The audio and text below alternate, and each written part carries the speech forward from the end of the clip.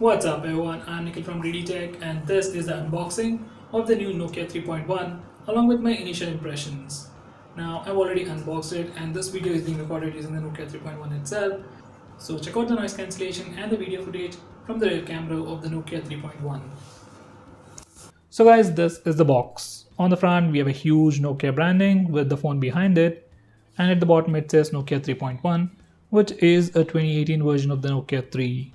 Now on the right side we have the Android One program, which all the Nokia phones these days come with, and on the back side we have a quick preview of how the phone looks along with the specifications. I'll talk about it in a minute, but without any further ado, let's get on with the unboxing.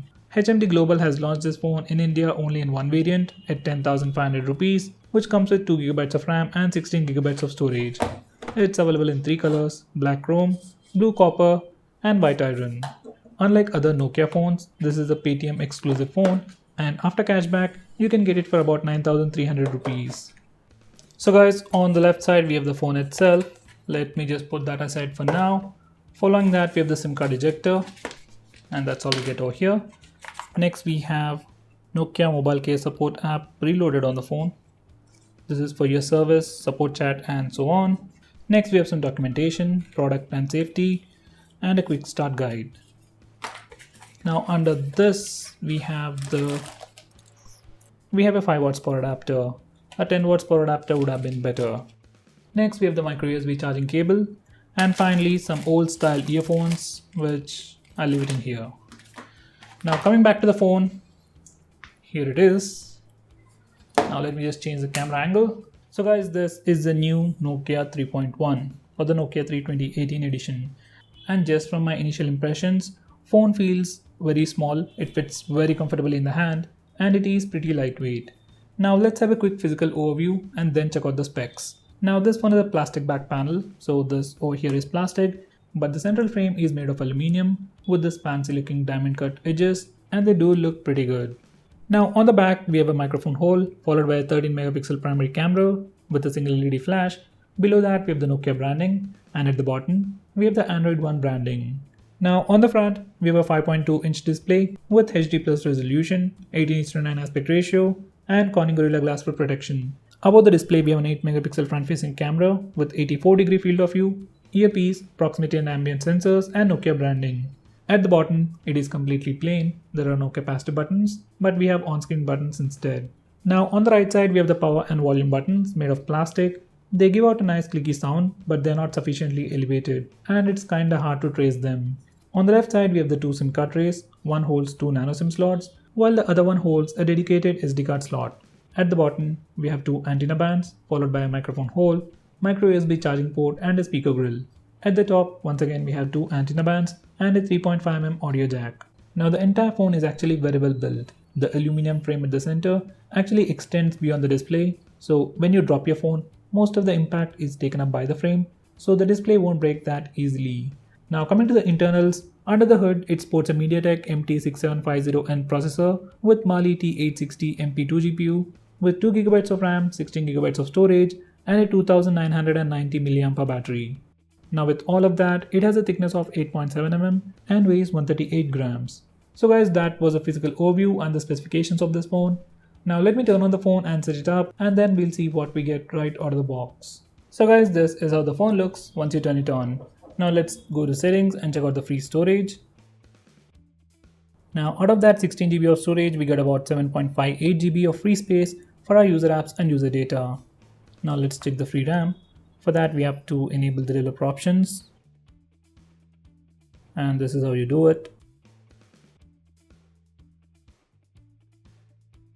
Now this isn't accurate information, but out of that 2GB of RAM, we get about 1.2GB of free RAM right out of the box. Now let's go back to the about page once again. Now this phone is running Android 8.0.0 Oreo, which is kinda old, with the May security patch. Now this phone is under the Android One program, so this is the one. So it will get regular security and software updates, and it should be getting the Android P and Android Q update. Now this is the camera interface, nothing too fancy. At the top we have different modes. The first one is for the beauty mode. The second one is for the timer. Next one is for HDR, and this phone doesn't have any auto HDR feature, so that's pretty bad. Next we have the toggle for flash. And finally, we have a toggle to switch to the front facing camera. Now let me go back. Now once you click over here, you get the extra modes. So we have panorama, manual mode, and that's it. Now for the front camera, we have just the manual mode, and that's it. Now let's check for video recording. We can record video at 1080p resolution using the rear camera, and for the front facing camera, 720p is the maximum resolution. Now this is the interface for video recording, and over here we have this toggle to directly stream the video to YouTube or Facebook. Now that might come in handy if you're a content creator. Next we have the toggle for the flash, and finally we have a toggle for the front camera. Now this is the video recording interface for the front facing camera, and for the rear camera we have time lapse and slow motion.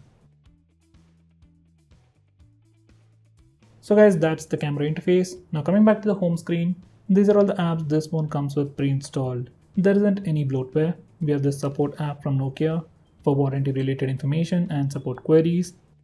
Now if we go to display settings, we have adaptive brightness, that's auto brightness. So this one has a light sensor, proximity sensor as well. It also has gyroscope and a compass. Now this phone is based on stock Android, so there aren't any features on this phone, just a few. I'll make a separate video on that, so stay tuned for it. Now this phone doesn't have a fingerprint scanner, doesn't come with face unlock feature either, and surprisingly, even the trusted face feature, which is found on all the Android phones, is also absent on this phone. So to unlock this phone, you have to go with the pattern or the pin. Now these are some sample pictures taken in low light indoor conditions. By the way guys, there is no portrait mode or the portrait selfies mode. There is no electronic image stabilization for video recording either.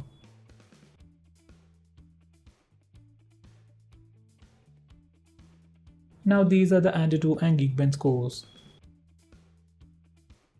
So guys, this is the new Nokia 3.1 from Nokia, a budget entry phone from Nokia with the new 18:9 aspect ratio. Now phones opt with the 18:9 aspect ratio to have smaller bezels at the top and bottom.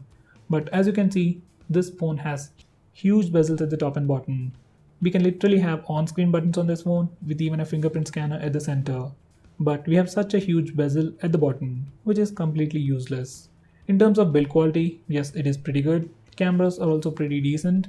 But when it comes to performance or camera features like the portrait mode or electronic image stabilization, this phone is missing out on everything. Now, if you are a very basic user who just want to buy a Nokia phone, then you can consider buying this phone. But I will definitely not recommend you this phone. So guys, that's pretty much it for this video. If you're planning to buy this phone, use the link in the description. It really helps the channel.